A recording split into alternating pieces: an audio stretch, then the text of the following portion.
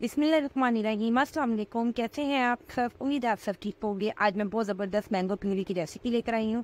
इसके लिए आपके पास 500 ग्राम अपने मैंगो लेने हैं, यानी आधा किलो के करीब, और साथ ही 1/3 कप चीनी ऐड करनी है। आपने छिलके उतार के मैंगो पे उनको रफी सा कट कर लें या क्यूब्स में काट लें।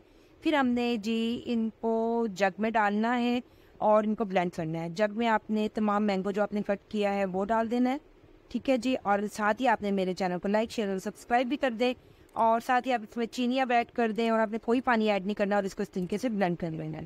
ब्लेंड करने के बाद आपने इसको फ्राई पैन में डालना है, और जी अब हमने इसको इतना पकाना है मीडियम टू लो फ्लेम में कि चीनी जो है उसका पानी बिल्कुल ड्राई हो जाए, ठीक है, और ये थिक सी हमारी प्यूरी बन के रेडी हो जाए। हमने इसको कंटिन्यूसली चम्मच चलाते रहना है, और 5 मिनट आप पास खड़े होकर ही बस साथ ही बना के फारिग कर देना है। सिर्फ 5 से 7 मिनट में बनेगा।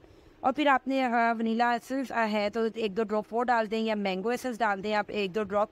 वो डालना कंपल्सरी है। इससे ये होता है कि प्यारी सी खुशबू इसमें से आती है।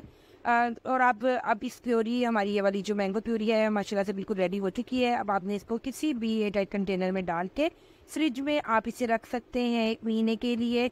और आपने इसमें जूठा चम्मच नहीं डालना, और आप इसे यूज़ कर सकते हैं कितनी चीज़ों में। आप इसे को मैंगो आइसक्रीम में यूज़ कर सकते हैं, मैंगो केक में यूज़ कर सकते हैं, मैंगो कप केक बनाने में यूज़ कर सकते हैं, पुडिंग बनाने में यूज़ कर सकते हैं।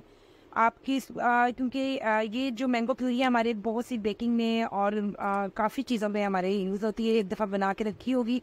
वैसे भी आजकल सीज़न है तो ये मैंगो प्यूरी हमारे बनी होती है तो बहुत सी चीज़ों में काम आ जाती है।